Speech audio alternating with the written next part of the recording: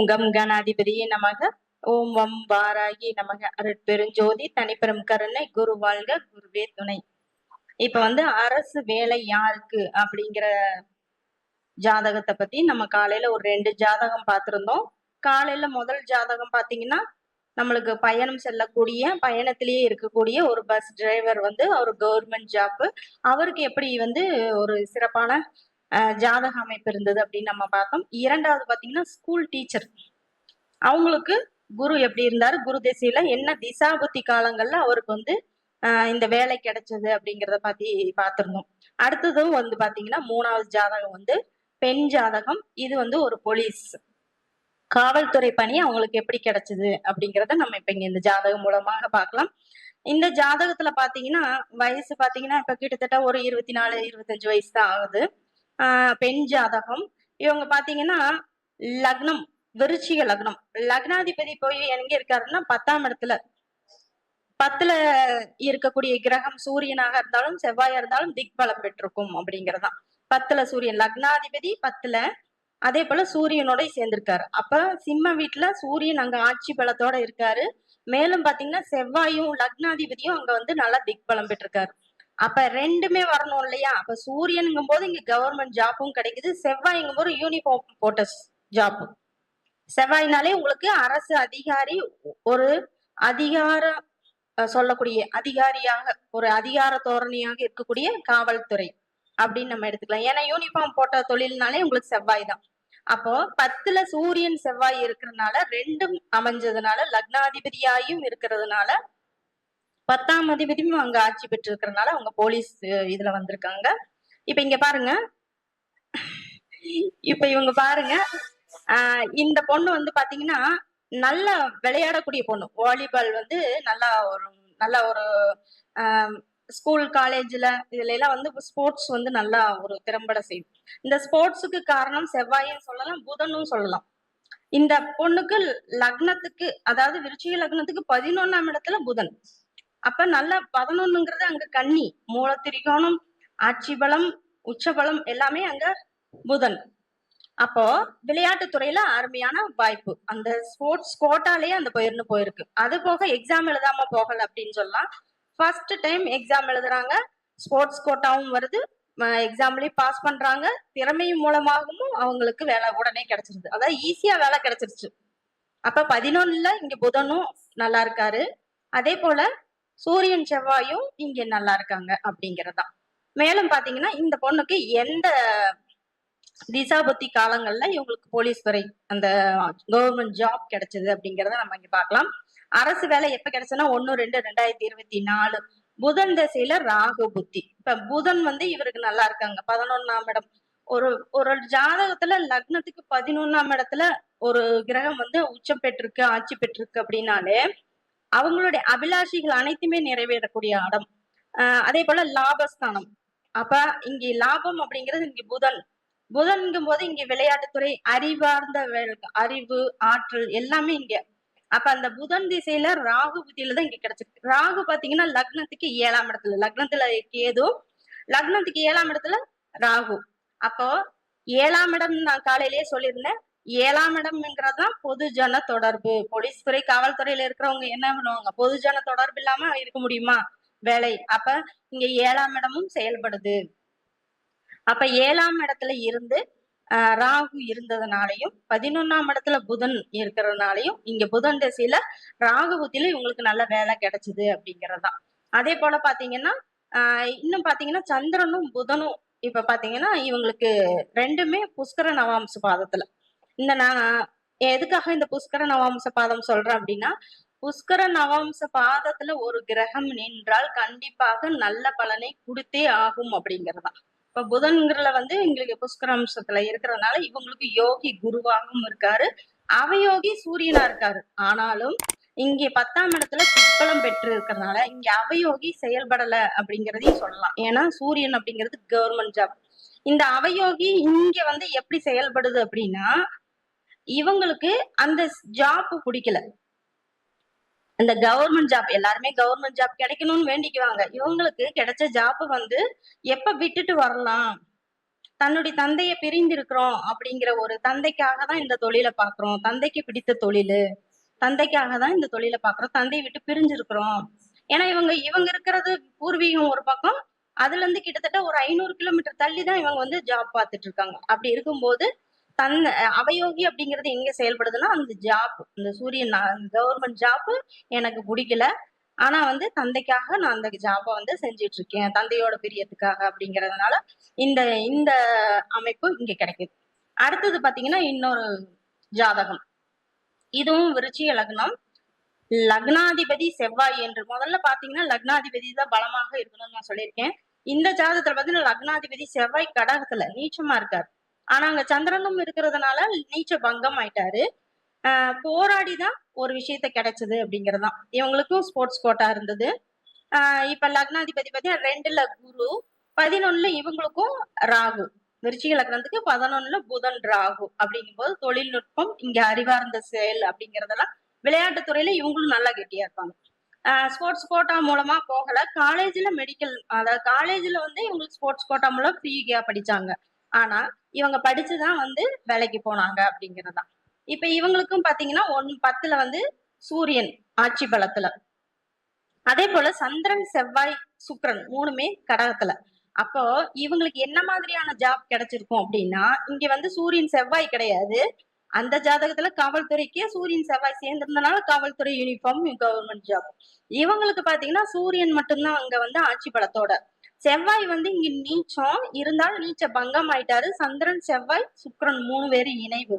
அப்ப இவங்களுக்கு என்ன மாதிரியான வேலை கிடைச்சது அப்படின்னா அக்ரிகல்ச்சர் ஆபீசர் அப்படிங்கிற விஷயத்தான். அதாவது 2 வருஷம் வந்து கவர்மெண்டோட குவார்டர்ஸ்ல இருந்து தங்கி அந்த எக்ஸாம்க்குரியது படிச்சு, ஏன்னா லக்னாதிபதி இங்க செவ்வாய் நீச்சம் இல்லையா, அப்ப நீச்சம்ங்கிற ஒரு வேலை செஞ்சே ஆகணும்.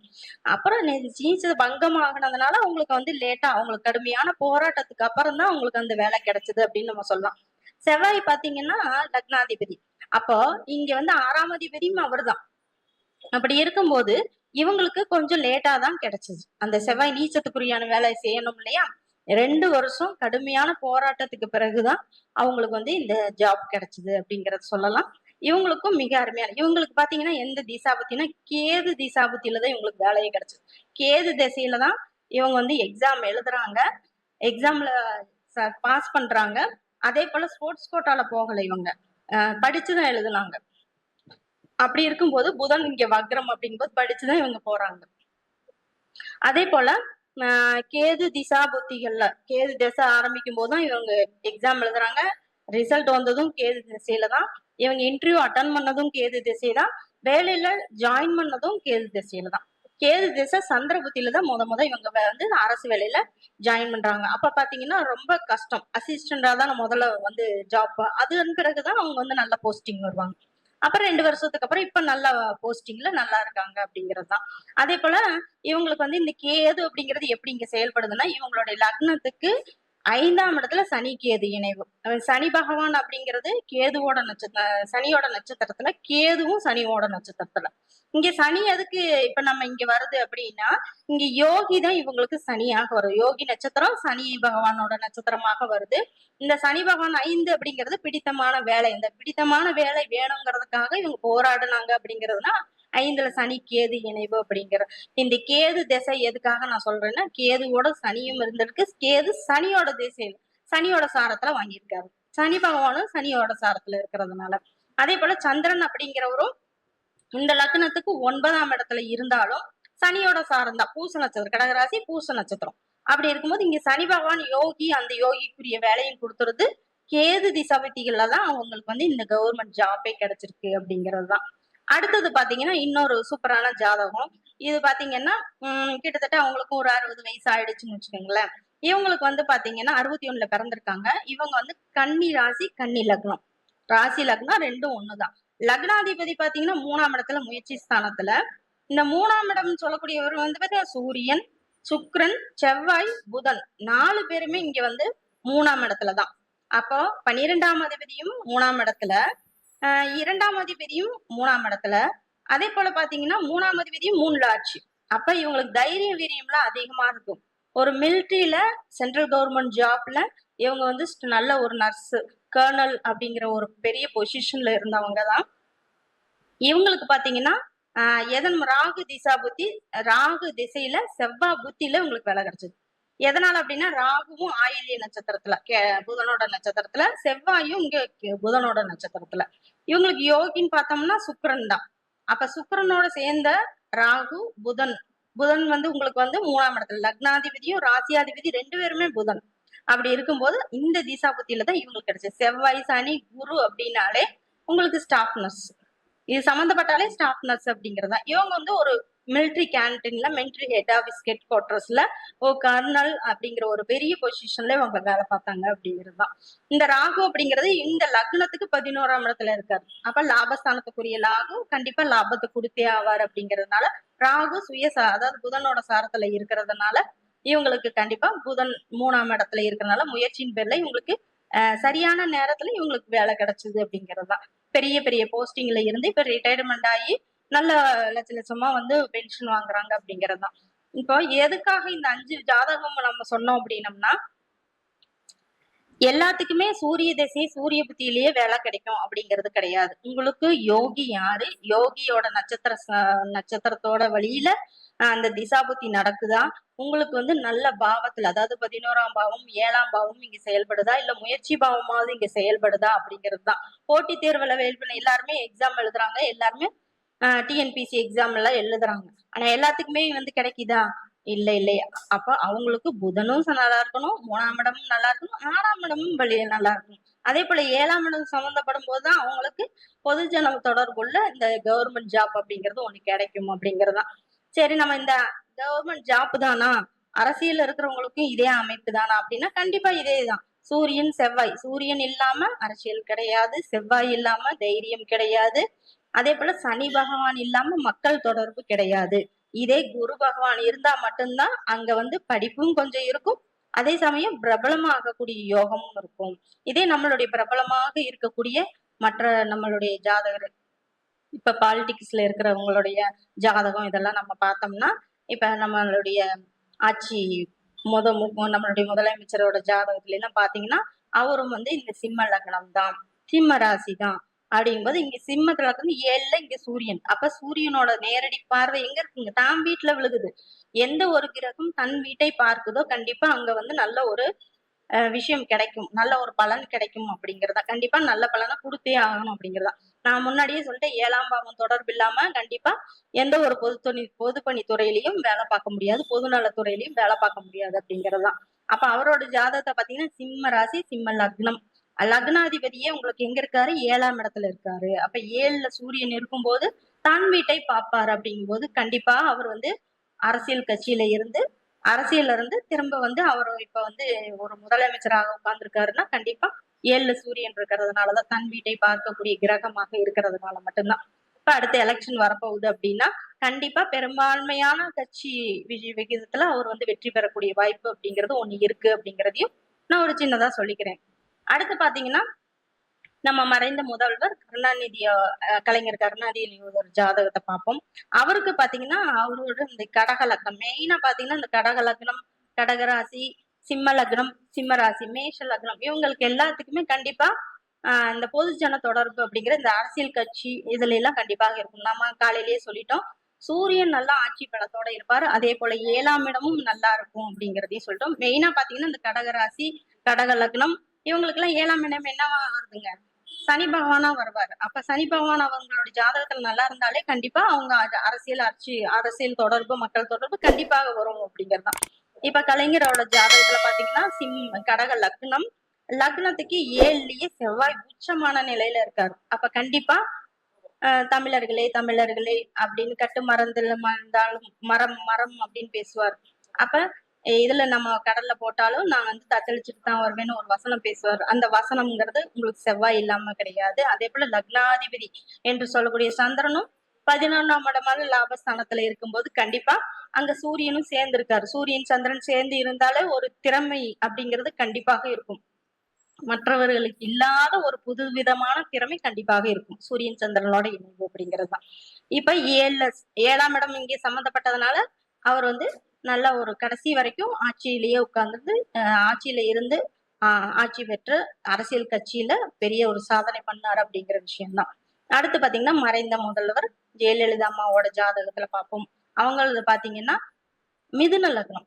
இந்த மிதுன லக்னத்துல பாத்தீங்கன்னா 7ல குரு. அவர் நல்ல பிரபலமானவங்க அப்படின்னா இங்க 7ஆம் இடம் குரு சம்பந்தப்பட்டதுதான் கண்டிப்பாக. 10ல சுக்கிரன் அப்படிங்கறதுனாலதான் அவங்க நடிப்பு துறையில இருந்து வந்தாங்க. மேற்கொண்டு பாத்தீங்கன்னா 2ல சனி பகவான் அப்படிங்கும் போதும் 3ல செவ்வாய் அப்படிங்கும் போதும் இங்க கண்டிப்பா 7ஆம் இடம் சம்பந்தப்பட்டதுனால அவங்க அரசியல்ல நல்லா அவங்கனால ஆட்சி பெற்று நல்ல ஒரு நிலையா இருக்க முடியும். 7ஆம் இடம் நல்லா ஆட்சி பெற்று உச்சம் பெற்றாலே கண்டிப்பா அவங்க கட்சியில கடைசி வரைக்கும் இருக்கக்கூடிய வாய்ப்பு நீண்ட நீண்ட ஆயுள்னு சொல்லுவோம் இல்லையா, அது மாதிரி லாங் லைஃப் அவங்க கட்சியில இருக்கக்கூடிய வாய்ப்பு கண்டிப்பாக இருக்கும். அதே போல மறைந்த முதல்வர் எம்ஜிஆர் அவர்களோட ஜாதகத்திலையும் பாத்தீங்கன்னா அவரு கன்னி லக்னம் தான். 7ல பாத்தீங்கன்னா இங்க குரு சந்திரன். அப்ப இங்க 7ஆம் இடம் வந்து குரு அங்க என்னவா இருக்காருங்க, ஆட்சி பெற்றிருக்காரு இங்க. அப்படி இருக்கும்போது இங்க 4ல சூரியன் அப்படிங்கும்போது கண்டிப்பா இவங்களுக்கு 10ல சனி பகவான் அப்படி இருக்கும்போது பொது ஜன தொடர்பு எங்க இருக்குங்க, 4ஆம் இடத்துக்கு விழுகுது.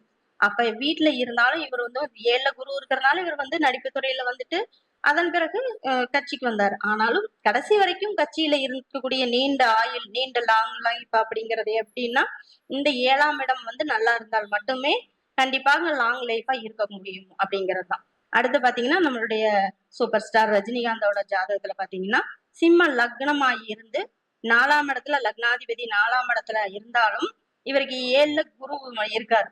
ஆனாலும் 6ல சனி செவ்வாய் அப்படிங்கும் போது சந்திரன் செவ்வாய் அப்படிங்கும் போது சனியோட பார்வை இங்க பாத்தீங்கன்னா 8ஆம் இடத்துக்கு விழுகுது. அப்படிங்கும் போது இவர் வந்து ஒரு கட்சி ஆரம்பிச்சு அதன் பிறகு இடையிலேயே வந்து விடக்கூடிய வாய்ப்பு அப்படிங்கிறது இவருக்கு வந்து நிலையா இல்லை.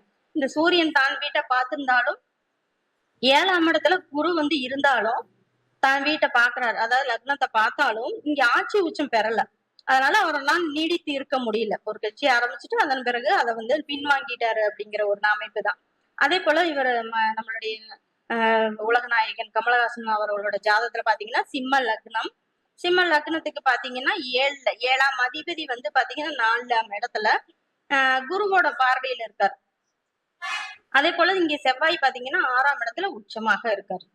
அதனால இவர் வந்து ஒரு கட்சின்னு இருந்தது இருக்கு, ஆனா அந்த கட்சியில செயல்பட்டுட்டு இருக்காரு அப்படிங்கிற அவர் பின்வாங்கக்கூடிய சூழ்நிலை இல்ல. ஆனா இவர் இருந்துட்டு இருக்காரு, கட்சியும் ஒண்ணு ஆரம்பிச்சு அந்த கட்சியிலயும் இருக்காரு, இப்பவும் நடிச்சுக்கிட்டும் இருக்காரு அப்படிங்கிற ஒரு விஷயம்தான். 12ல குரு உச்சமாக இருக்கிறதுனால இருந்தாலும் அது வந்து ஒரு 6ஆம் இடத்தை பாக்குது அப்படிங்கிறதுனால கண்டிப்பா இவர் வந்து கட்சியில இருப்பாரு அப்படிங்கிற ஒரு ஒரு விஷயம் மட்டும்தான் இருக்கும் வழி இவர் பெருசா வந்து சாதிக்கக்கூடிய வாய்ப்பு இவருக்கு குறைவாக இருந்தது அப்படிங்கிறதுதான். இப்ப அடுத்தது பாத்தீங்கன்னா நம்மளுடைய பிரதமர் வந்து நரேந்திர மோடி அவர்களோட ஜாதகம் பார்ப்போம். அதுல பாத்தீங்கன்னா எதுக்காக இந்த உதாரணங்கள் சொல்றேன்னா இந்த ஜாதகத்துல 7ஆம் இடம் நல்லா ஆட்சி உச்சமாக இருக்கும்போது மக்கள் தொடர்புள்ளேயே வேலைகள் கண்டிப்பாக அமையும் அப்படிங்கிறதுக்காக தான். இப்ப இந்த லக்னம் பாத்தீங்கன்னா விருச்சிக லக்னம், லக்னத்திலேயே செவ்வாய் ஆட்சி பலம் பெற்றிருக்காரு. அதே போல பாத்தீங்கன்னா 7ஆம் இடம் என்று சொல்லக்கூடிய 7ஆம் இடத்துல வந்து இங்க சந்திரன் அதாவது சுக்கிரன், அந்த சுக்கிரன் வந்து 10ஆம் இடத்துல நல்லா இருக்காரு, சனி சுக்கிரனோட இணைவு அப்படிங்கும் போது இங்க வந்து 7ஆம் இடத்தை குரு பாக்குறாரு. அதனால இவருக்கு வந்து நல்ல ஒரு மக்கள் தொடர்பு, கட்சியிலேயே வந்து 2வது பிரதமராக ஆகக்கூடிய 10 வருஷமாக இருக்கக்கூடிய வாய்ப்பு அந்த மாதிரில அமைஞ்சிருக்கு அப்படிங்கறதுதான். இப்ப இந்த ஜாதகத்துல பொறுத்த வரைக்கும் பாத்தீங்கன்னா நம்மளுக்கு 7ஆம் இடம் இப்ப நான் வந்து இப்ப ஜாதக அமைப்புகள்லாம் சொல்லிட்டு இப்ப அதுக்கு வந்து ஒரு சின்ன பரிகாரங்கள் நான் சொல்றேன். இப்ப கவர்மெண்ட் ஜாப் பார்க்க போறீங்க, நம்மளுக்கு தடை கொடுப்பவரு கேது, அதனால விநாயகரை நீங்க வழங்கிட்டு போங்க அப்படின்லாம் சொல்லுவாங்க. கண்டிப்பா நீங்க விநாயகரை வழங்குறது தப்பு இல்ல. பட் இருந்தாலும் சில வந்து தாந்திரீகமா சொல்லக்கூடிய ஒரு சின்ன பரிகாரம் நான் சொல்றேன். கவர்மெண்ட் ஜாப் எழுத போறவங்க பிரியாணி சாப்பிட்டு போங்க, கண்டிப்பா வந்து வெற்றி பெறுவீங்க அப்படிங்கறதா. ஏன்னா விநாயகரை கும்பிட்டுட்டு போகும்போது கண்டிப்பா வந்து தடை நீக்கிடுவாரு.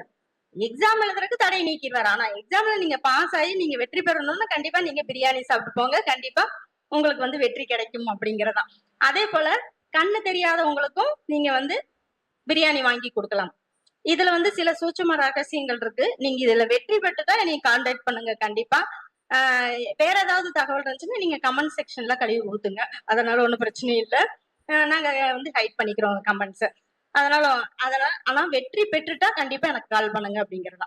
நீங்க பிரியாணி சாப்பிட்டு போங்க அல்லது பிரியாணி வாங்கி கொடுங்க அல்லது கண்ணாடி போட்டுக்கிறவங்களுக்கு நீங்க அந்த கவர் இருக்கு இல்லையா, கண்ணாடி கவரு, இந்த கண்ணாடி பாக்ஸ் இருக்கு இல்லையா, அதை வாங்கி கொடுங்க. இதை நீங்க செய்யுங்க. இது ஒரு தாந்திரிக பரிகாரம். கண்டிப்பாக நீங்க எக்ஸாம் பாஸ் ஆவீங்க அப்படிங்கிறது தான். இதை நோட் பண்ணிக்கிங்க எல்லாருமே. அடுத்து பாத்தீங்கன்னா துலுக்கநாச்சி அம்மன் சொல்லுவோம். அம்மனோட இதுல ராகு அப்படின்னு வரும்போது இங்க துலுக்கநாச்சி அம்மன் ஒரு சாமி சொல்லுவோம். இந்த சுவாமி பாத்தீங்கன்னா பேர்லயே வந்து வந்து முஸ்லிம் அப்படிங்கிற ஒரு இது வந்திருக்கும். பட் இருந்தாலும் இது வந்து இந்து மதத்தோட சாமிகள் தான். இப்ப நம்ம மதத்துக்கு சார்ந்து நான் இப்ப பேச வரல. இந்த சாமியை நீங்க வழிபாடு செஞ்சுட்டு போங்க, அல்லது புற்றுக்கண்ணுல வழிபாடு ராகுவை கும்பிட்டு போங்க. கண்டிப்பா கவர்மெண்ட் ஜாப்ல பாஸ் பண்ணுவீங்க அப்படிங்கறதா. இதை நீங்க செயல்படுத்திட்டு சக்சஸ் ஆனது எனக்கு கால் பண்ணுங்க. கண்டிப்பா என்னுடைய போன் நம்பர் 9397184930 என்ற எண்ணுக்கு கண்டிப்பா கால் பண்ணுங்க. நன்றி. வேற ஏதாவது அரசு சம்பந்தமான வேலைகளுக்காகவும் அல்லது அரசியல் பிரச்சனைகளுக்காகவும் இருந்ததுன்னா கண்டிப்பா எனக்கு கான்டாக்ட் பண்ணுங்க. உங்களுக்கு அதற்கான தீர்வுகள் கண்டிப்பாக நான் கொடுப்பேன் அப்படிங்கிறதா. என்னுடைய பேரு ஸ்ரீமதி கவிதா சக்திவேல். திருப்பூர் சகோதரிகள் யூடியூப் சேனல் நடத்திக்கிட்டு இருக்கிறோம். அதே போல ஸ்ரீ லலிதாம்பிகை ஜோதிட ஆய்வகம் திருப்பூர் சகோதரிகள் 2 பேரும் இணைந்து 14 கருத்தரங்கம் போட்டுன்னு ஜோதிட வகுப்புகளும் நடத்திட்டு இருக்கோம். தேவைப்படுறவங்க படிக்க விரும்புபவர்கள் கண்டிப்பா எங்களை நீங்க கான்டாக்ட் பண்ணலாம். நன்றி, வணக்கம்.